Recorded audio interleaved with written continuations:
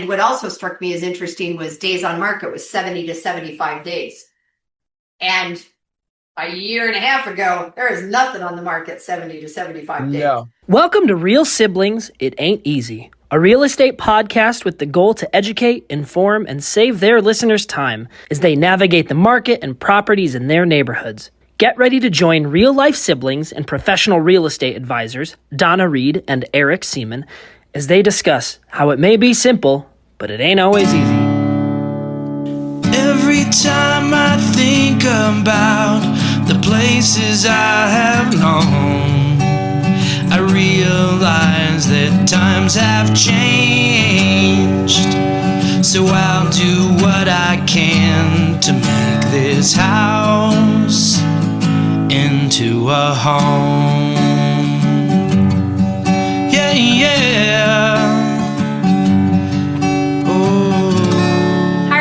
Welcome to Real Siblings, It Ain't Easy, a real estate podcast that just ain't typical. I'm Donna, and this is my brother, Eric. I'm going to introduce you this time instead of letting you say your own name. We are both professional realtors with Keller Williams, and we are here to bring you, in case you can't tell from the images behind us, the markets on the 8s.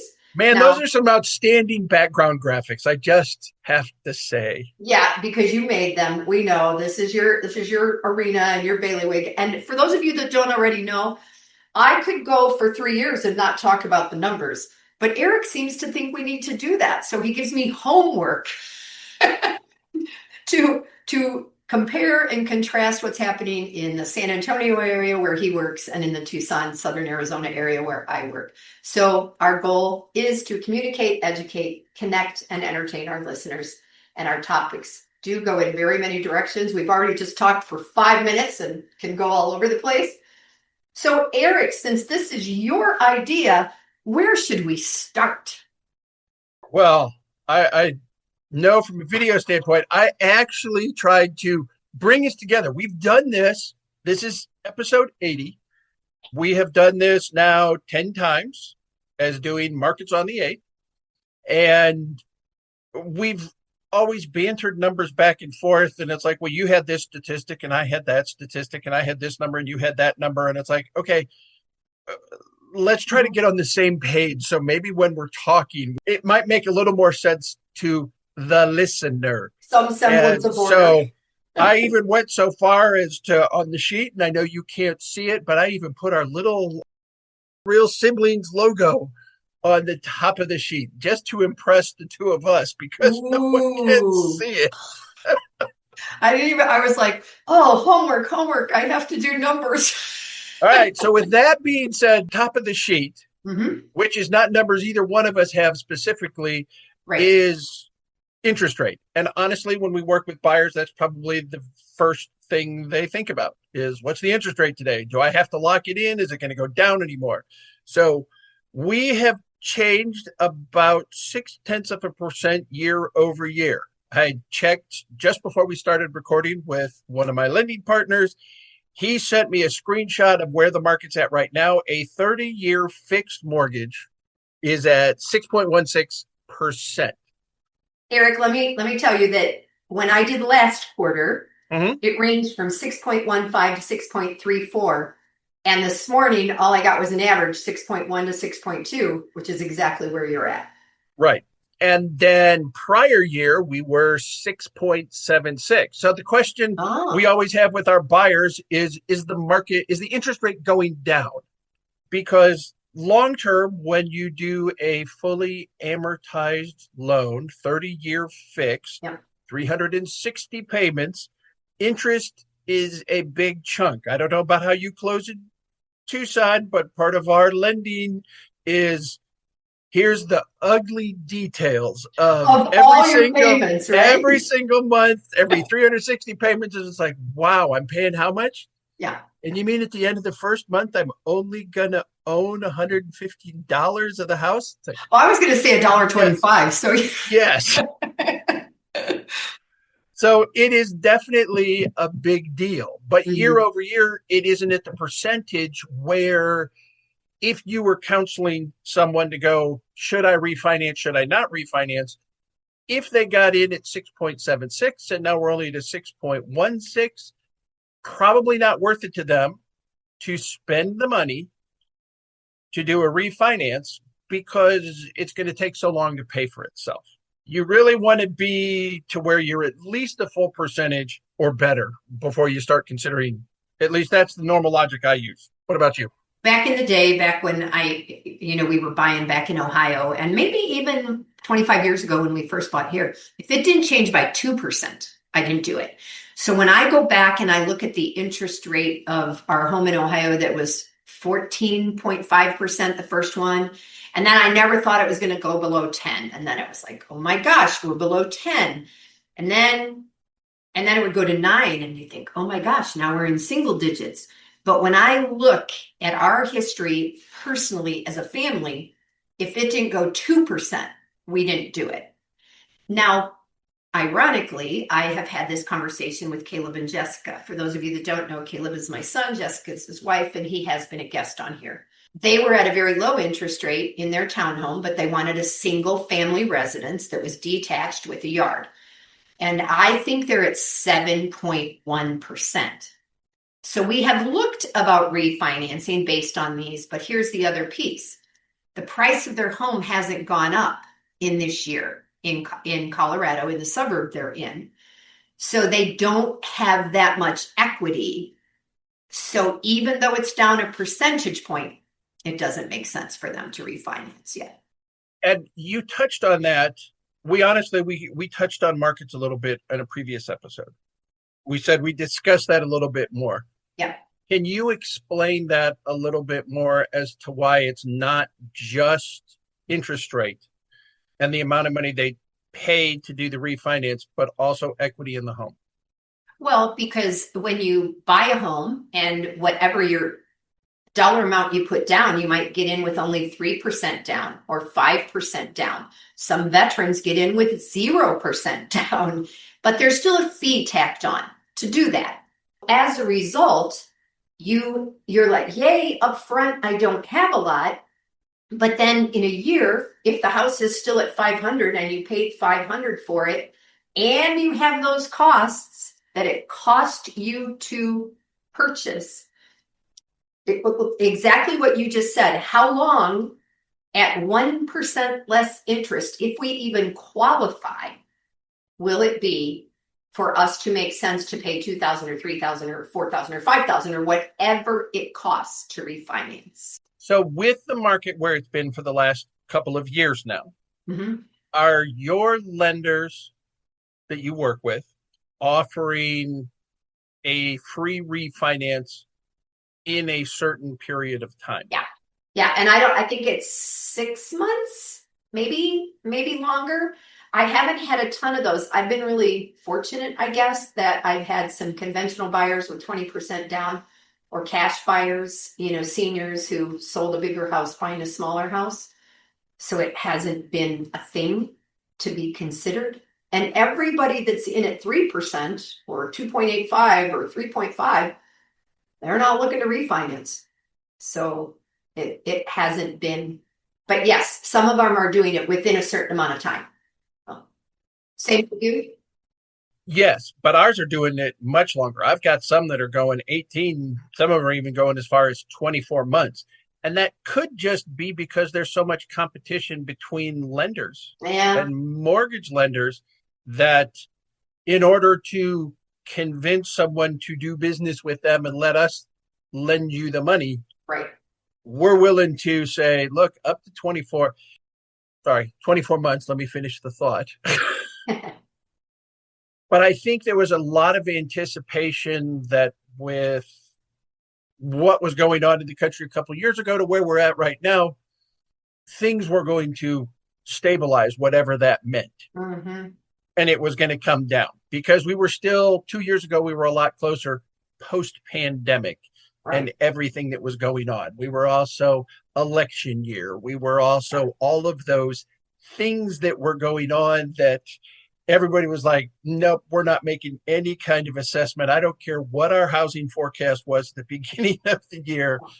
All the economists, everybody who was in on those were not committing Yeah. to anything, And of course, at the 6.16 that we're at now, 6.12, because I went through a tool that we have available to us through the Texas Realtors Association, Market View.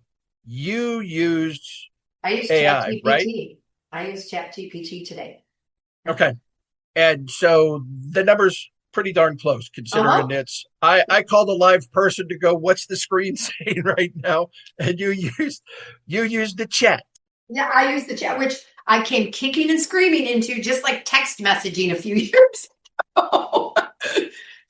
So Eric, let's go back. We started kind of at the bottom of our paper with the interest rates. Let's go back to the top with our, these would be the fourth quarter stats for 2025.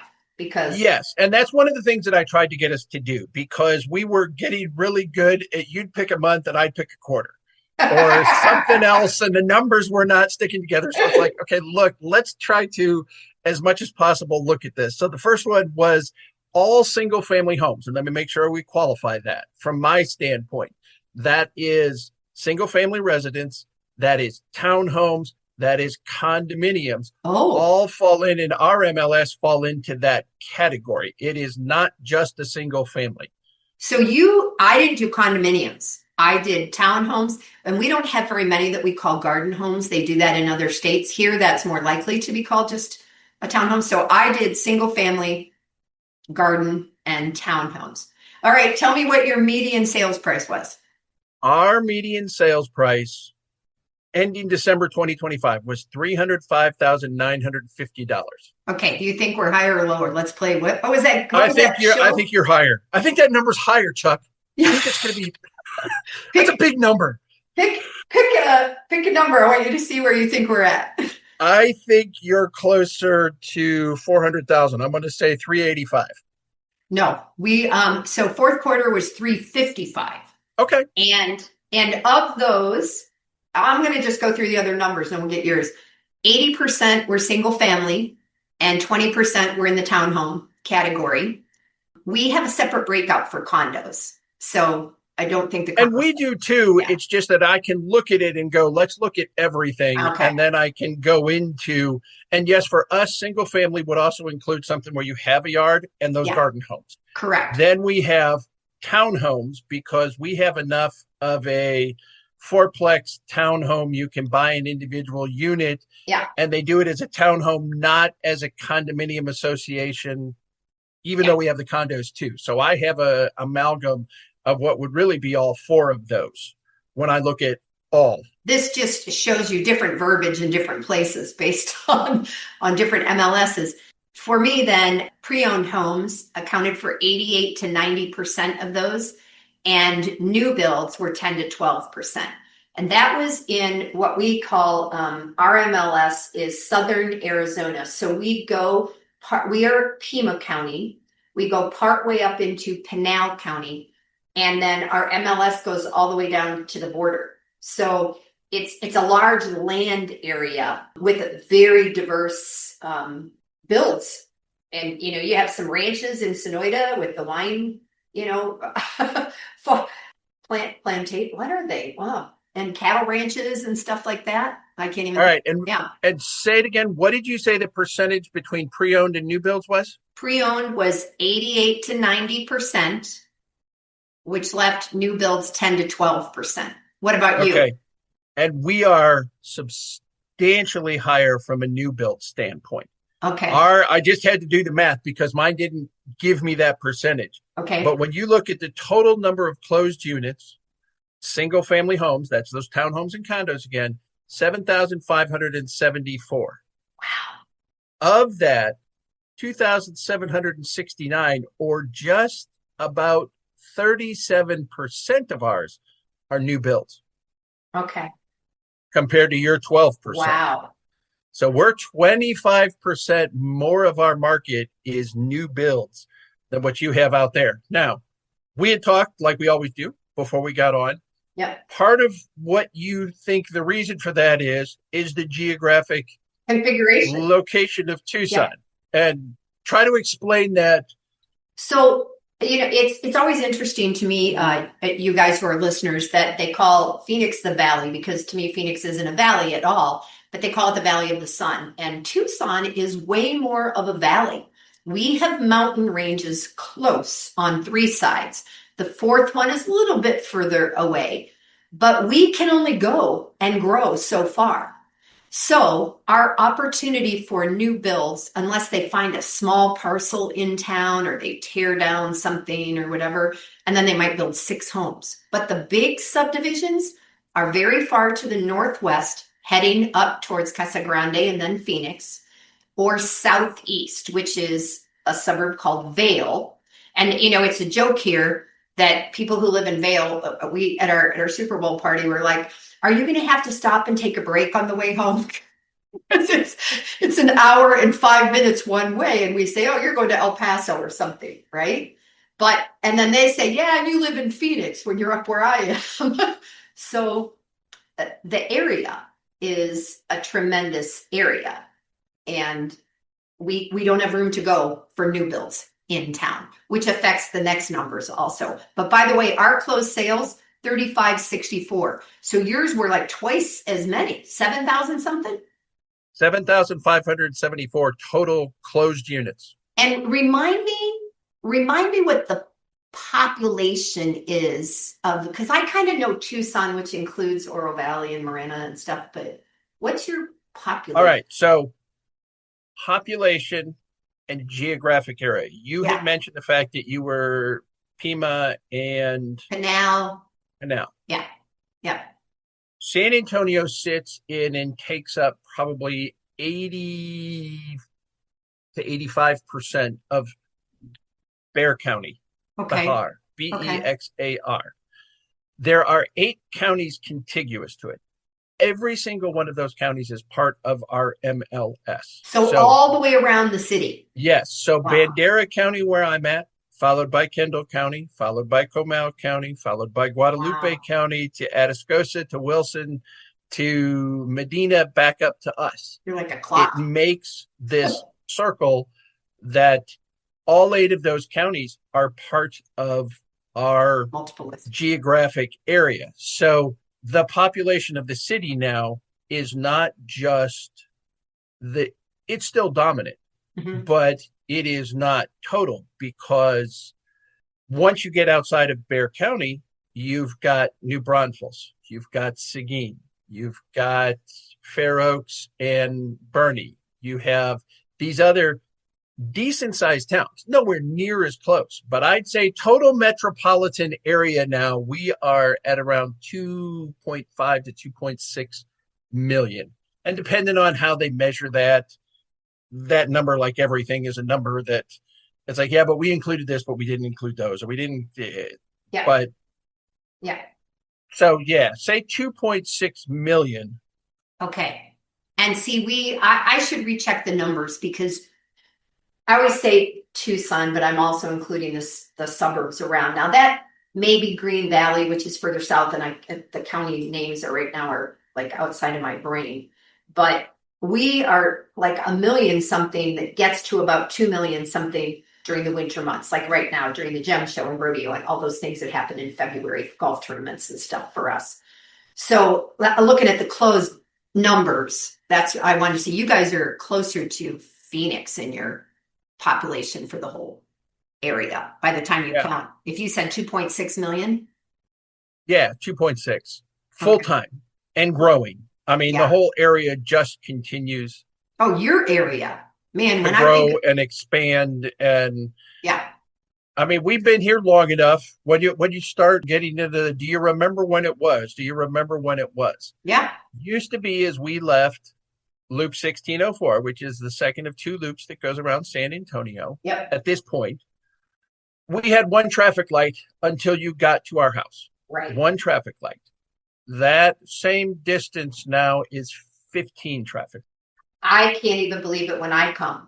Yeah, because it feels, because every single time it looks that's new. You're more connected. Yeah. And I gotta believe the people that grew up like Eric, that I work with a lot, that grew up in Casa Grande, same thing. Like he sees it growing together. So it feels like a shorter distance because you're not just out in the country. So year over year, we had a drop, however, even though we closed 7,574 in the fourth quarter of 2025, the previous year we had 8,219. So we had almost an 8% drop year over year in sales. I think ours was 7%, but I didn't write that number down.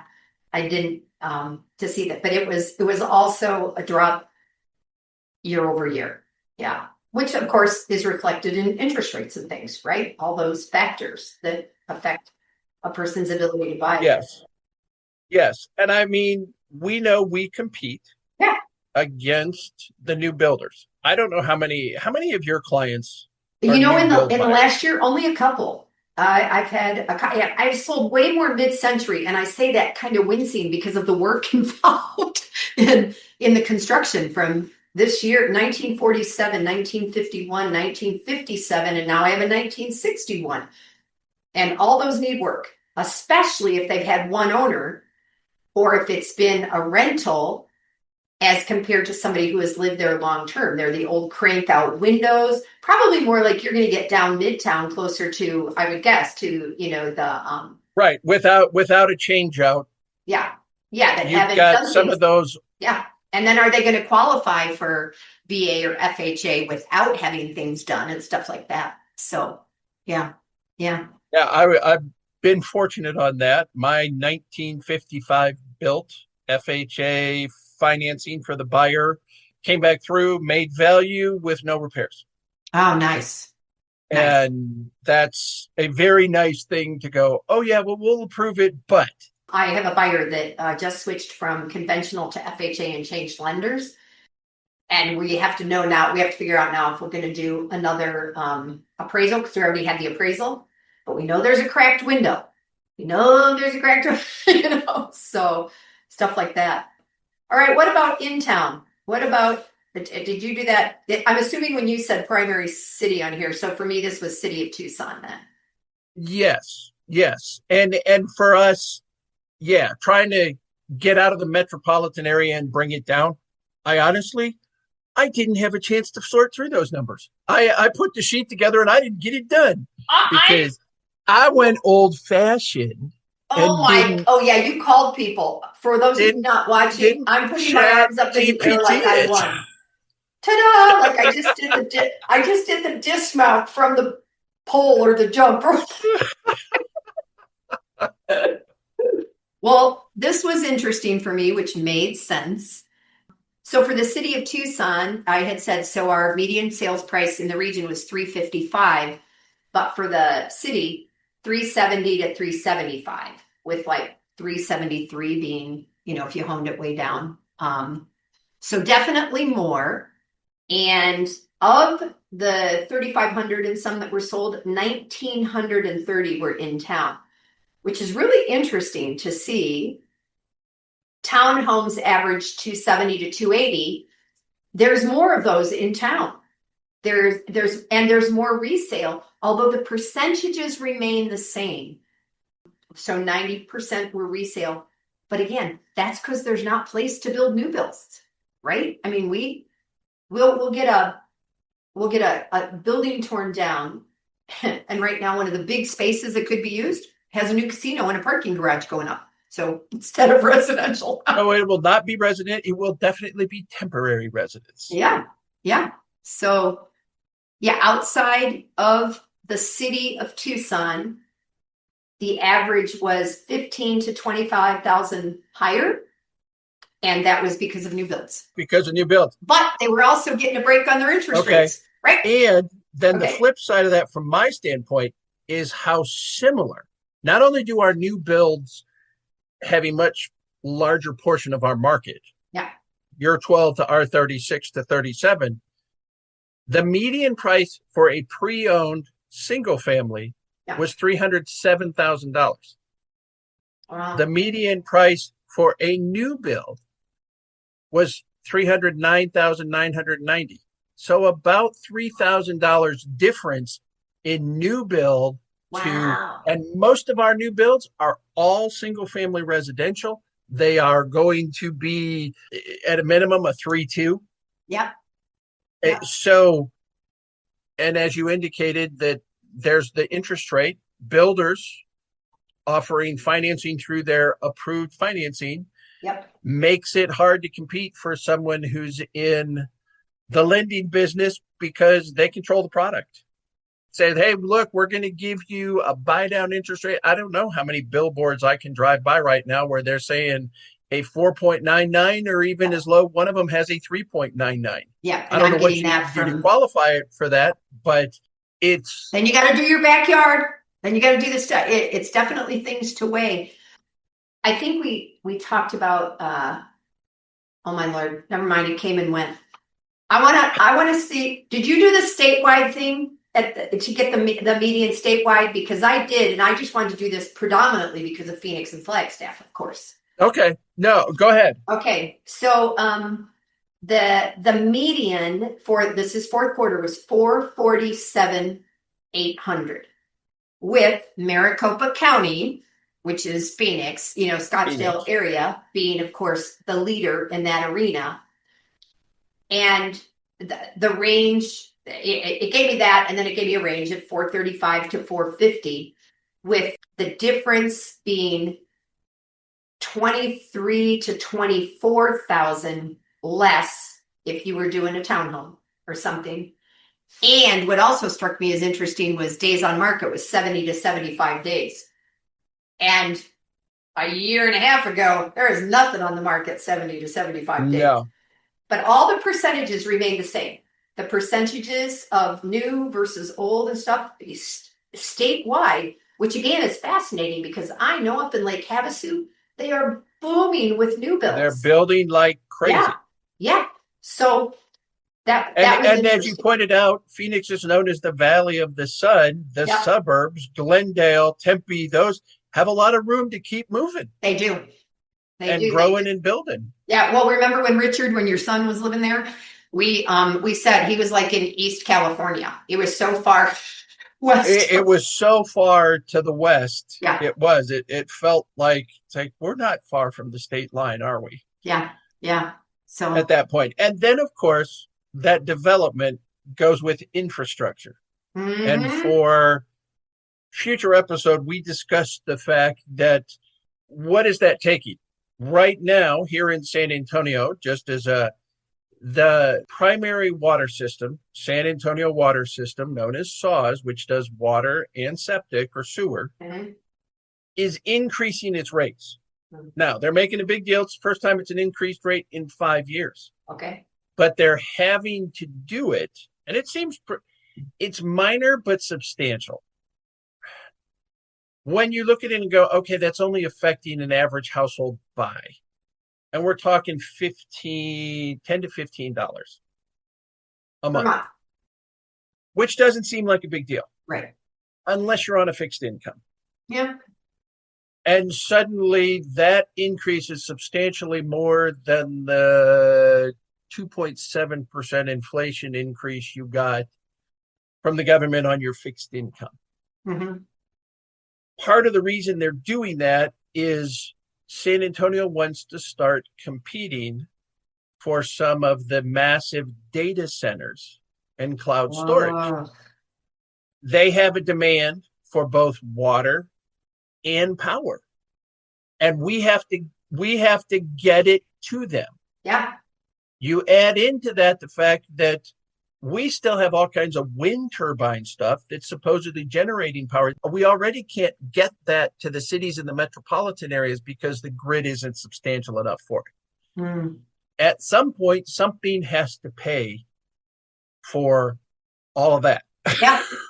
Whatever all that is. And I don't know about you guys, but we have our suburbs and stuff. Tucson is so much more ecologically forward than Phoenix from a city perspective that people they don't want it.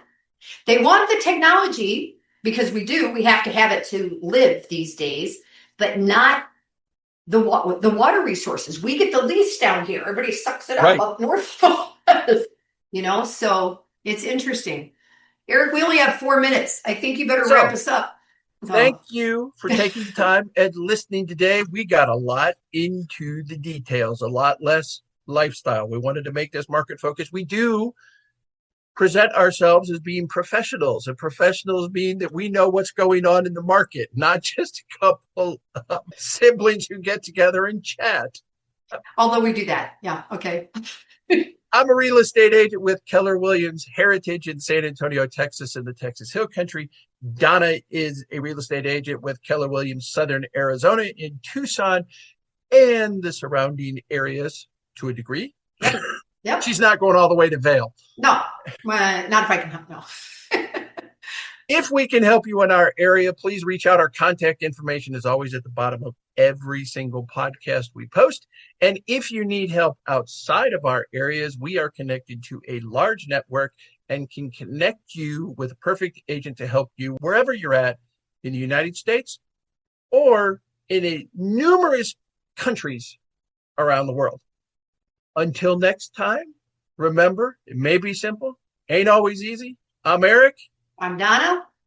And we are Real Siblings. Every time I think about the places I have known, I realize that times have changed. So I'll do what I can to make this house into a home. Yeah, yeah. Hi, I'm Annabelle, and I want to thank you for investing your valuable time in listening to Real Sibling. It Ain't Easy. I hope you found this episode informative and enjoyable. There are several ways you can support this podcast with my Grandpa Eric and Aunt Grandma. Please take the time to like, follow, and subscribe. Additionally, leave them a 5-star rating along with a review on your preferred podcast platform. The final thing I would ask is that you recommend this podcast to a friend, a family member, or an associate. Your engagement is critical to their ongoing success, and they look forward to connecting. Check out the show notes Grandpa put together with their contact information, including emails, phone numbers, and website. And remember, the Real Siblings look forward to hearing from you.